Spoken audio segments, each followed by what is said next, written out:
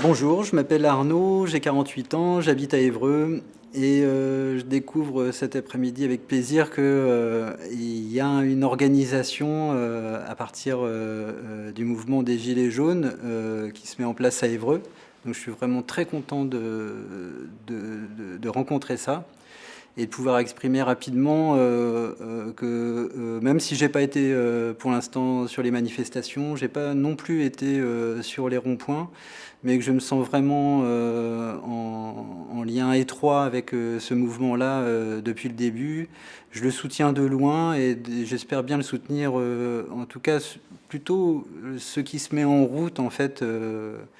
D'un point de vue civilisationnel que le mouvement des Gilets jaunes en soi-même, en fait. Alors, dans ce qui m'intéresse particulièrement, moi, et je pense qui est vraiment nouveau et intéressant, en fait, c'est de sentir que il y a des nouvelles possibilités là, de discuter, qu'il est possible de mettre en place de la concertation.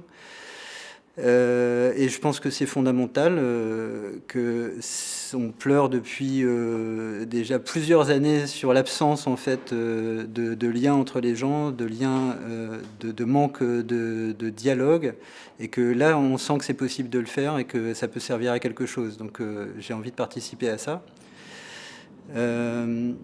Dans les aspects, je dirais, fondamentaux, moi, ce qui me tient à cœur dans ce mouvement-là et la manière dont je le comprends, c'est que sous-tendu à tout ce mouvement-là, ce qui est remis en question, je pense que c'est la question de la position du chef. Enfin, qu'est-ce que c'est qu'un chef aujourd'hui?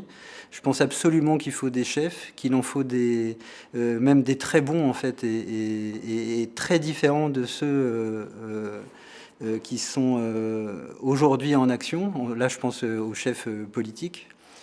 Je pense notamment en fait que la grande différence en fait dans les chefs qui doivent arriver, ou surtout la manière dont on doit réorganiser la position du chef dans les années ou dans les mois à venir, ce sont des gens qui prennent pas des décisions pour nous. Je pense qu'on est assez grand et que c'est ça qui est en train de se discuter pour prendre nos décisions, pour les discuter en fait à partir de cette concertation, et que le chef, alors si c'est le président de la République, mais doit relayer en fait, assumer en fait quelque chose, des choses qui est vraiment décidé en fait par la population.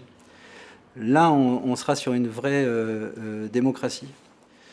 Voilà. Peut-être rapidement, en fait, nous, avec quelques familles, depuis 1 an et demi, on est en train de mettre en place, de créer une école démocratique à Évreux. Il y en a pas mal qui sont en train de se créer en France en ce moment.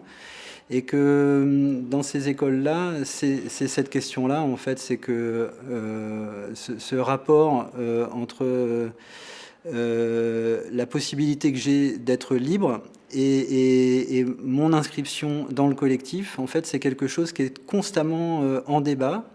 Mais pour ça, en fait, qu'il doit être constamment questionné. En fait, j'ai envie de faire quelque chose, et est-ce que ce que j'ai envie de faire, en fait, comment ça va impacter sur le collectif? Et c'est cet aller-retour-là entre la liberté et l'équilibre entre cette liberté et cette responsabilité qui me semble être intéressant de pouvoir constamment questionner, en fait. C'est pour ça que le débat et la concertation me semblent être l'outil en fait essentiel dans les années à venir. Actuellement, c'est impossible. Alors pourquoi nous, on crée une école démocratique? C'est parce qu'on pense que dans l'école classique, ce débat ne peut pas avoir lieu. Il y a un règlement qui est en place. Le règlement n'est absolument pas discutable. Il y a bien quelques faux semblants, en fait, de délégués de classe, de délégués de parents, etc. Mais ils n'ont aucun pouvoir décisionnaire véritable, quoi. Donc pour nous, l'école d'aujourd'hui, même et l'école de demain, en fait, c'est une école à l'intérieur de laquelle on apprend en permanence, comme ça, à pouvoir remettre en question l'autorité s'il le faut, à débattre de toutes les questions, à participer en permanence à tout. Voilà la civilisation que je vois, moi, pour demain. Et voilà, j'ai beaucoup d'enthousiasme à l'imaginer.